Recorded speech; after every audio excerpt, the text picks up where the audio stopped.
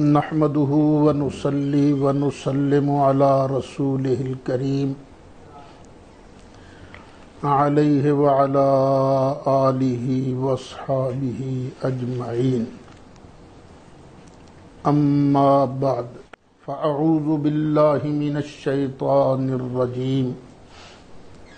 بسم الله الرحمن الرحيم.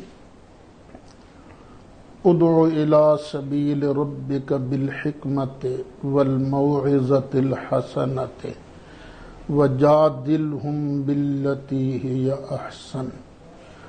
صدق الله مولانا العظيم.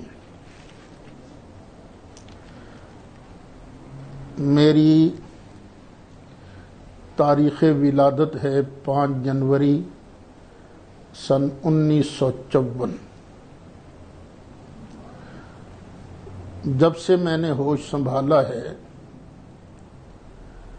اللہ کا کرم ہے کہ اس نے میرے دل کے اندر سید عالم صلی اللہ علیہ وسلم کی محبت، جس کا بھی میرے آقا سے نیاز مندی کا تعلق ہو جائے اس کے ساتھ بھی محبت کا جذبہ پیدا اللہ نے فرمایا ہے. اور میں نے دین متین کی خدمت کو اپنا اوڑھنا بچھونا یہ بنا لیا تھا اور بنایا ہوا ہے، اور میں اس پر پروردگار کا جتنا شکر ادا کروں اتنا کم ہے. ناموس رسالت کے لیے سب سے پہلا مناظرہ میں نے 17 سال کی عمر میں کیا تھا. ابھی 17 پورے نہیں ہوئے تھے کہ میں نے اس وقت پہلا مناظرہ کیا تھا. پھر الحمدللہ جہاں بھی مجھے موقع ملا میں نے مخالفین کے گھروں میں جا کر ان کے اجتماعات میں پہنچ کر ان کی مساجد میں جا کر حق اور صداقت کی بات کو بلند کیا ہے. پھر میرے دل میں آیا کہ حکمت عملی کچھ تبدیل کرنی چاہیے. شاید مناظروں کی وجہ سے لوگ ضد میں نہ آ جاتے ہوں، تو ہم نے پیار بھرے انداز میں اپنی دعوت کو پہنچانا شروع کیا. وہ بھی لوگوں کے گھروں میں جا کر ہم نے ان کو دعوت دی، پیغام دیا کہ ہمارے آپس کے جھگڑے جو ہیں وہ 3 ہی تو ہیں، تو تینوں کو ہم کتاب و سنت کے سامنے رکھ کر حل کر لیتے ہیں. یہ بات چلتی رہی. کچھ عرصہ سے میں نے سوچا تھا کہ ایک تو اس نہج پر کام کریں گے جب بھی موقع ملے گا. اگرچہ مجھے اس کا رسپانس کوئی اچھا نہیں ملا، جس کا مجھے دکھ ہے، تو ذہن میں یہی تھا کہ اس نہج پر بھی کام کرتے رہیں گے اور ساتھ قرآن مجید فرقان حمید کی خدمت کریں گے، کیونکہ ہماری قوم قصہ، کہانی، شعر و شاعری کی طرف زیادہ مائل ہے. ہمارے اندر نعت خواں پیدا ہو رہے ہیں، واعظ پیدا ہو رہے ہیں، قرآن کے خادم پیدا نہیں ہو رہے.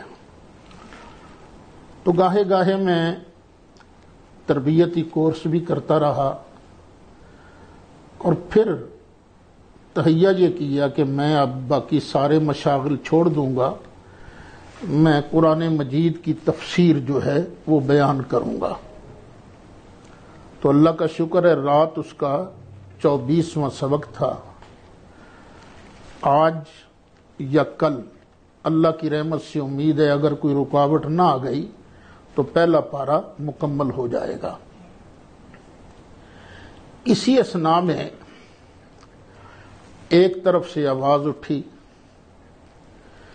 جس میں سیدہ طیبہ طاہرہ فاطمہ زہرا رضی اللہ عنہا و سلام اللہ علیہا آپ کی شان اقدس میں گستاخی کی گئی تھی۔ طبیعت بڑی بے چین ہوئی تو میں نے سوچا باقی ساری خدمتیں ایک طرف ہے، سیدہ کے در کی گدائی اگر نصیب ہو رہی ہے تو یہ گدائی ضرور کرنی چاہیے۔ تو جس صاحب نے یہ الفاظ کہے تھے کہ جب فدق مانگ رہی تھیں سیدہ اس وقت خطا پر تھیں، 2 مرتبہ یہ الفاظ کہے انہوں نے، تو پھر ان کو میں نے دعوت دی، دعوت اصلاح دی۔ ان کی طرف سے اگرچہ سخت جملے بھی بیان ہوئے لیکن پھر بھی میرا یہی ارادہ رہا کہ اللہ کرے وہ حق بات کو قبول کر لے۔ لیکن اب مجھے نظر یہی آ رہا ہے کہ ان کے دل پر شاید مہر لگ چکی ہے۔ ایک غلطی کے بعد، ایک گناہ کے بعد دوسرا گناہ ہو جانا اس بات کی دلیل ہوتی ہے کہ پہلی غلطی معاف نہیں ہوئی۔ تو یہ بندہ جب غلطی پر غلطی کرتا چلا جاتا ہے تو لگتا ہے یہ اللہ کی توفیق سے بندہ محروم ہو چکا ہے۔ تو یہ موصوف بہت حد تک یہ اللہ کی توفیق سے محروم ہو چکے ہیں۔ میں تو اب بھی دعا گو ہوں کہ اللہ کرے 2 لفظی تو کہنے ہیں نا، آپ کہہ دیں کہ یہ جو لفظ ہیں میں نے کہے تھے کہ جب مانگ رہی تھیں تو خطا پر تھیں، یہ میری خطا تھی، اللہ تعالیٰ مجھے معاف کر دے، میں توبہ کرتا ہوں، بات تو اتنی ہے۔ ان موصوف نے سیدہ پر یہ بات کہہ کر بہتان باندھا ہے، بہتان باندھا ہے۔ تو میں بہت پریشان ہوں۔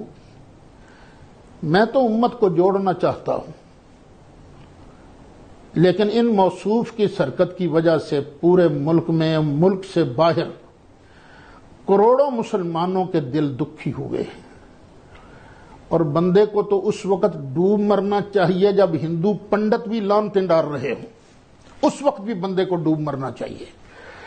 کوئی آستانہ آپ کے ساتھ نہیں ہے، جتنے آستانے ہیں انہوں نے برات کا اظہار کر دیا ہے، تو بندے کو سوچنا چاہیے۔ لیکن آپ ضد پر اڑے ہوئے ہیں۔ آپ تو گفتگو کے اندر یہ بھی نہیں سوچتے میں کس کے بارے اظہار خیال کر رہا ہوں۔ میرا استاد ہے، میرا دادا استاد ہے۔ جو آدمی اپنے بڑوں کا حیا نہیں کرتا، جو آدمی اپنے اساتذہ کا حیا نہیں کرتا، اس کا مطلب یہ ہوتا ہے کہ اس سے توفیق چھن گئی ہے، نیکی کی توفیق چھن گئی ہے۔ اللہ کرے یہ میری بات غلط ہو، آپ توبہ کر لیں، ہمارے لیے اس سے زیادہ خوشی کی بات نہیں ہوگی۔ آپ توبہ کر لیں، نہیں تو میری بات ہوئی ہے آستانہ عالیہ علی پور شریف کے سجادہ نشین حضرت پیر سید منور حسین شاہ صاحب جماعتی زیدہ مجدہ سے۔ تاریخ آپ بتاؤ گے، وقت آپ بتاؤ گے۔ ان کی سرپرستی میں میں لاہور پہنچوں گا، جہاں وہ فرمائیں گے وہاں میں پہنچوں گا۔ اور مجھے وہ فرما رہے تھے کہ اسد صاحب آپ اکیلے نہیں ہیں، پاکستان کے جتنے آستانے ہیں، وہ نام بھی لے رہے تھے، وہ سارے آپ کے ساتھ کھڑے ہیں، سارے آپ کے ساتھ کھڑے ہیں۔ تو یہ تو میرے لیے اعزاز کی بات ہے، صرف آستانوں کی بات نہیں۔ ہمارے شہر فیصل آباد کے ایک شاعر ہیں، نعتیہ کلام پڑھتے بھی ہیں، لکھتے بھی ہیں، ان کا نام ہے جناب اجمل یاسین۔ انہوں نے مجھے ٹیلی فون کر کے کہا، انہوں نے کہا اسد صاحب میری بات یاد رکھیے گا، وہ بارگاہ بہت بڑی بارگاہ ہے، وہاں نوکروں کی کمی نہیں ہے، لیکن سیدہ کی عظمت کے دفاع کے لیے سیدہ نے یہ آپ کو چنا ہے، یہ آپ کے لیے مبارک ہو۔ تو میں تو سیدہ کے در کی گدائی کے لیے پیر سید منور حسین شاہ صاحب کی سرپرستی میں لاہور آ رہا ہوں، تاریخ آپ نے بتانی ہے۔ تو جب آپ تاریخ بتا دیں گے تو جگہ ہم بتا دیں گے کہ آپ نے فلاں جگہ آنا ہے۔ ہو سکتا ہے ہم کسی ہوٹل میں انتظام کر لیں، غیر جانبدار جگہ ہے، تو آپ بتائیں گے کتنے بندے آپ کے ہوں گے، کتنے بندے ہمارے ہوں گے، تو اس پر گفتگو بھی ہو سکتی ہے، کمی بیشی بھی ہو سکتی ہے، لیکن پہلی بات کی ترجیح ہم آپ کو دیں گے۔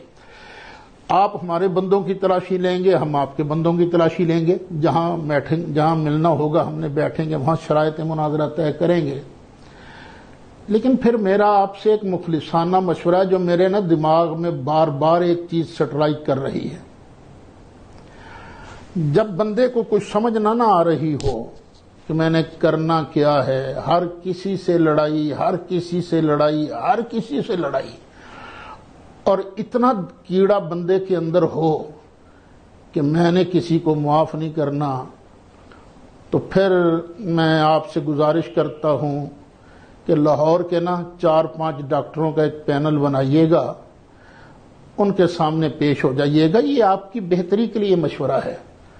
مجھے لگتا ہے آپ کے دماغ پر کسی چیز کا اثر ہو گیا ہے جس کی وجہ سے آپ اتنی ضد پر آپ اڑ گئے ہیں۔ تو پھر میں آپ سے گزارش کرتا ہوں کہ آپ تاریخ بتا دیجئے، وقت بتا دیجئے، جگہ ہم بتا دیں گے۔ میں چاہتا ہوں یہ کٹی کٹا نکل جائے۔ پہلے تو آپ صاحبزادگان کی آڑ میں چھپ گئے تھے نا، 1 اگست کو آنا تو تھا آپ نے میرے پاس، وہاں کسی اور جگہ آپ نے کیا لینے جانا تھا؟ وہ نا بھاگنے کا طریقہ۔ اب یہ شرط نہ لگائیے گا کہ سپریم کورٹ کا چیف جسٹس ہو اور آرمی چیف باجوہ صاحب بھی ہوں اور قومی اسمبلی کا حال ہو، اقوام متحدہ کا ایوان ہو، اس طرح کی شرطیں نہ لگائیے گا۔ یہ تو بچے بھی سمجھ جاتے ہیں کہ اس طرح کی باتیں کرنے والا مناظرہ سے بھاگ رہا ہے۔ ہم نے بھی مناظرے کیے ہیں، آپ نے تو نام سنا ہے نا مناظروں کا، کیا نہیں آپ نے مناظرہ۔ ہم نے مناظرے کیے ہیں، ہمیں پتہ ہے مناظرہ کیسے کیا جاتا ہے اور اگلے کو کیسے گردن سے پکڑ کر اس کو نچوڑا جاتا ہے۔ تو امید ہے آپ میرے ان چند لفظوں کو کافی سمجھیں گے۔ میں نے سمجھا ہے کہ چند لفظ شاید میرے منہ سے سخت نکلے ہیں، لیکن سادات کی نوکری میں اگر سخت لفظ نکل بھی جائے تو یہ بھی اللہ کے ہاں بندہ ماجور ہوتا ہے۔